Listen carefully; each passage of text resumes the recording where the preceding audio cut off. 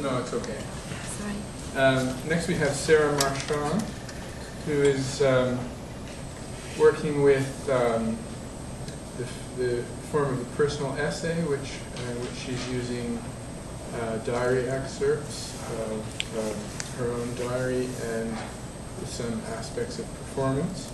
She's a recent MA graduate from the University of Toronto in Drama, Theatre, and Performance Studies. She holds a BFA from Concordia University in Theatre Performance and Honors English Literature, and is the 2013 recipient of the Natasha Foundation's Developing Artist Grant in English Theatre. Hello everyone, thank you so much for having me here today. I just want to briefly say, when I first saw the call out for papers, I was really excited, but I feel uncomfortable describing myself as a scholar, so I thought, how could I try and contribute to this conference in a way that works for me? This is a topic that's very personal to me, and I thought, you know what? My strength is in telling and sharing stories, and so that is what I've decided to do with you all here today. And the story I will be sharing with you today is called Alma Matters. So thank you very much. Nearing the new millennium, my grandmother was told that she, like her mother, had Alzheimer's and would need to be placed in a long-term care facility within a few years. A decade and a half later, she was moved to a facility along with my grandfather, who was diagnosed with dementia this last fall. I was a child when I first found out about this mysterious disease. Hence, the memories that I have of my grandmother before her Alzheimer's are limited. As I have grown into a young adult, so too has my understanding of memory loss. In April 2014, I lived in Montreal. I was completing my undergrad while also rehearsing for an upcoming show. During one rehearsal, my mom called me to say that my grandpa needed surgery on his eye and asked if I wanted to accompany her to take care of Grandma for the night. My grandparents live in a small town known as Cochrane, Ontario. My grandpa worked for the railway and is in every way a handy man. He even built a retirement home for him and his wife, which they lived in for 31 years. With a modest population of 5,340, Cochrane is known for three things. It's about an hour northeast of Timmins, Ontario, and it has lots of polar bears. Well, it doesn't actually have a lot of polar bears, but there is kind of a misconception. There's also a large mascot of a giant polar bear named Chima, which was a very exciting landmark for me and my brothers whenever we drive up north, because it meant that our 8-hour drive was almost over. And finally, Cochrane is the birthplace of the renowned Tim Hortons, which some of you may be familiar with. During my April visit, I documented my 3-day journey to Cochrane in this journal here. The following is a staged reading taken from excerpts of my diary. April 28, 2014. The air is so different up north. It's cleaner, fresher, and helps me sleep. It's 7:30 in the evening and the sun is still growing strong. In the summer, it can set as late as 11 p.m. I would know. I've seen it. Grandma changes every time I visit her, and this time she's changed a lot. I find her fascinating to watch. She loves numbers and playing with words. And whenever we go for a drive, I hear her count the parked cars. She goes a little something like this. 1, 2, 3, that's 3 parked cars. 1, 2, 3, that makes 3. She enjoys puzzles, sudokus, and crosswords. And in more recent years, she's taken to repeating a certain musical line. Whenever she's content, I hear her make this sound. Do, do, do, do, do, do, do. Grandma is constantly folding tissues, and Grandpa routinely has to check under the couch and other very obscure places to see where she's hidden the tissues. And like many grandmothers, she's an expert knitter. She taught me the art form when she first started to notice her memory shift. I won't know how to do this anymore soon, she said to me, so you can have my good pair of knitting needles. And I still have them. For years, Grandma has asked me a few key phrases. Are you my daughter? Are you married? And do you have kids? However, I think my favorite line has to be, are you happy? Sometimes, Grandma gives me this look. and with her piercing blue eyes and opalescent skin, it's sometimes a little intimidating. I don't know what she's thinking, but her questions are so earnest that it feels like she's gazing into my soul. I think hard about my responses, even if she doesn't remember them. In the living room, there hangs a picture of her family. She looks at it often and mutters, "I have 4 children, Tony, Donna, Kathy, Laurier." Grandma shared with me her relationship to her 4 sisters and how it was difficult to leave them to start a new life in Cochrane. And though Grandma felt isolated up north, she had neighbors that were very welcoming and shared cooking recipes with her. Grandma is especially attached to her husband, her John. She gets anxious when Grandpa isn't in the same room as her. Sometimes it's hard for him to do errands because Grandma will ask, "Where's John?" minutes after he's left the room, but it doesn't seem to bother him much. Grandpa has always been very easygoing. His calm demeanor is contagious. In fact, I feel very relaxed right now. It's nice to just chill out and escape the city life for a bit. There's a sense of being at peace here. John? John? Am I okay? Where are you going? Don't leave me with these people. John? John? Am I okay? John? John? April 29th. Grandma is nodding off on the couch. I think all the excitement from this morning made her tired. Today was the day Grandpa had to leave for his eye surgery. Grandma was uneasy because she didn't understand why John was leaving her. She keeps asking us, "Am I okay?" It's really endearing. When she wants to ask if she's allowed to do something, she'll whisper and put her hand up like this. "Hey, hey, can I ask them something?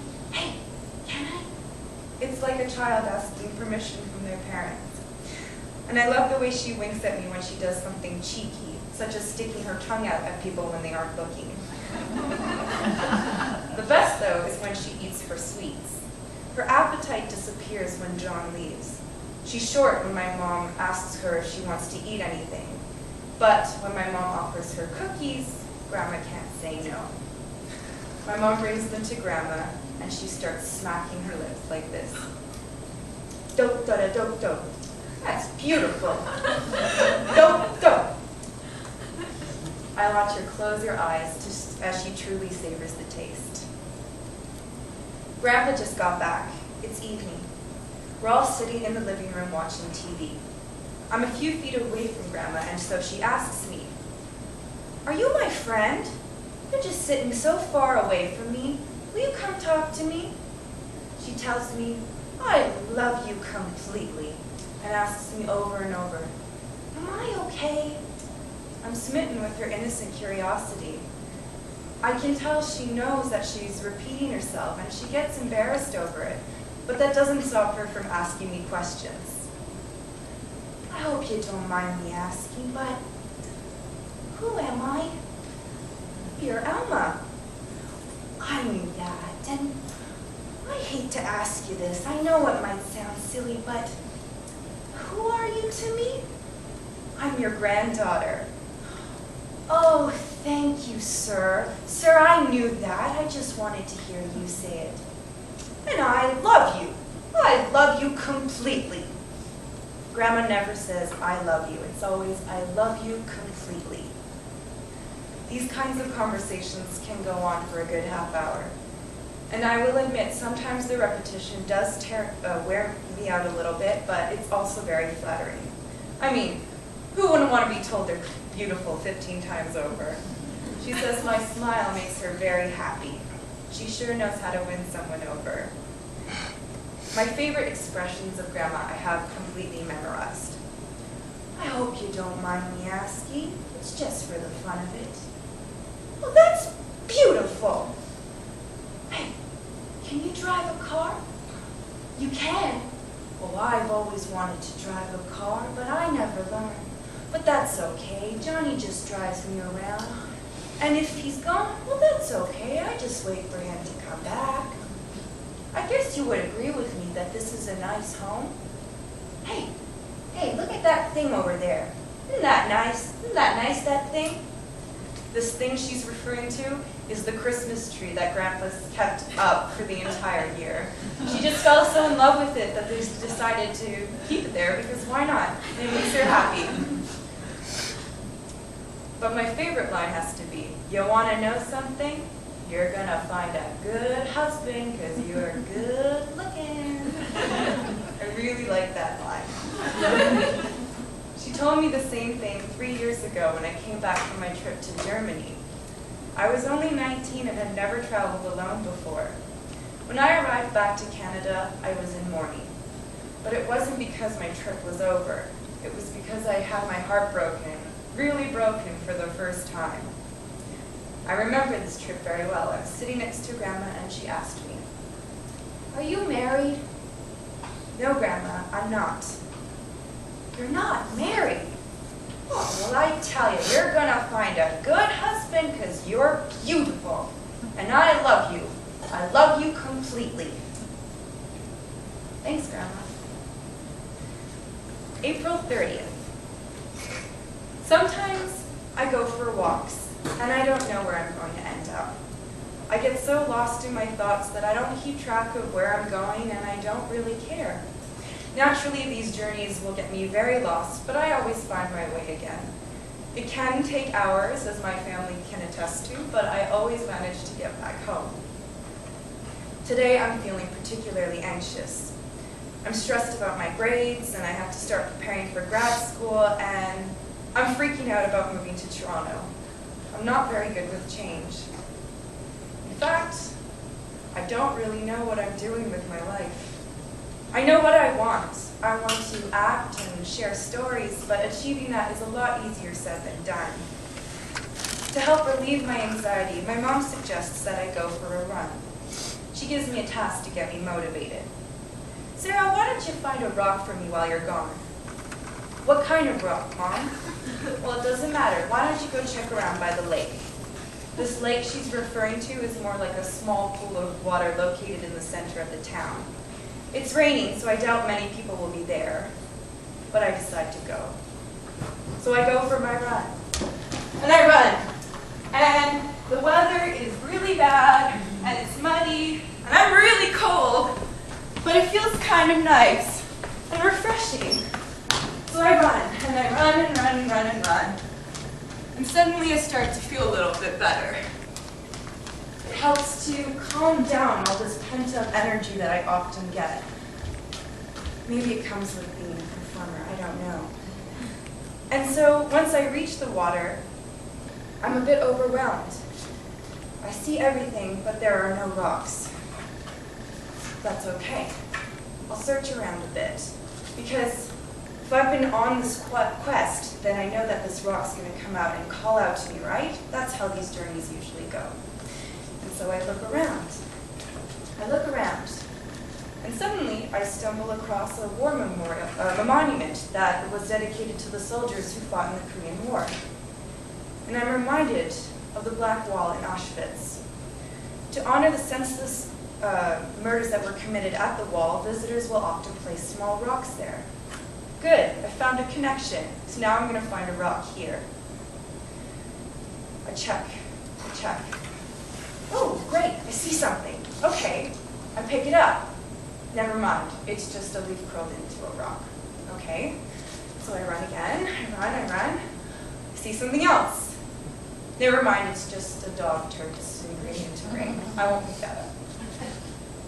Okay, getting a little stressed out again. Where's my rock and why isn't it calling out to me? I see something. It's kind of heavy, but it'll do. So I shove it into my sweater and I start to run again. Cochrane has very few main roads. My mind blinks and suddenly I don't know where I'm ending up and I'm getting lost again. I'm transported from this desolate town and into marshy wilderness. I'm feeling my mind shift. And even though I'm lost and I'm not exactly sure how to get back home, I feel less anxious. Getting lost in nature just makes sense to me. The mud's getting a little bit heavier, and it's sticking to my shoes like thick pieces of gum. Okay, maybe I'll go rinse them off in some snow. Never mind, the snow's getting a little bit deep here. Okay. You feel the rock that I brought before starting to weigh down in my sweater, and it's getting harder to run with it. I feel like I look like a pregnant mother carrying some kind of lumpy fetus. I look down, and just in my midst of despair, I see a whole mass array of rocks. This is much better than the collection I saw before. I look out, and I start to pick them up. This one's pretty, this one is pretty, this one's nice. I want to take all these rocks home with me. And so I pick as many as I can, and I look at this beautiful new collection of rocks that I've gathered. But once I examine them closely, I notice they don't reflect as nicely up close than they did on the ground. I finally decide, maybe I'll just grab anything and run home. So without thinking, I take one rock, I throw the rest as far as my tired arms will allow me to. My stomach starts to hurt, and I feel some anxiety creeping in again. But I tell myself, it's just a rock. And you know what? My mom would have been happy with any rock that I had come home with.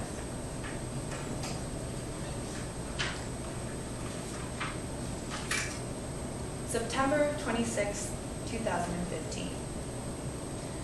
I haven't seen my grandparents since my trip in April. And I want to say it's because I've been too busy. And I have been busy. But I think another reason why I haven't visited is because I'm afraid. Life is strange in that kind of way. It just kind of blinks and you follow these series of moments, but before you know it, a year and a half goes by and you think, what just happened? My grandparents were so attached to their home of 31 years. When Grandma first relocated to the long-term care facility, she became aggressive. She couldn't understand what was happening, but she knew her environment was different. Because of her resilience, she was placed on a high dosage of medication, which completely numbed her behavior. As the facility in Cochrane is understaffed and undertrained to care for patients with Alzheimer's, my mom visits her parents regularly to ensure that they are receiving proper medical attention. My grandfather's care for my grandmother, however, has been unmatched. He took care of my grandma for 70 years, but he got tired, as humans do. A few months after my visit last April, he was diagnosed with dementia. It was unexpected, since Grandpa's always been a caretaker, but I think his body had had enough. He was lost not having Grandma around. It was hard for Grandpa to leave the home that he had built, but given the choice, he would rather be with his wife. In the last year, his memory has faded significantly, but he still remembers Alma. John DeCivito loved Alma before her condition and continues to love her as strongly as Alma, his partner and best friend today. As long as they are together, they remain at peace. Their profound relationship has made me wonder, what and where is home? For me, my grandparents' home is not a physical space, but a state of mind, one that is found when they are together. Their relationship has made me realize that we all have our rocks in life to choose from, but even these ancient pieces of earth will one day fade. The relationships that we build, the stories we share, and the connections we make with other people, for me, are what give our journey in life meaning. Dope, dope, dope, dope, dope, dope. Thank you very much.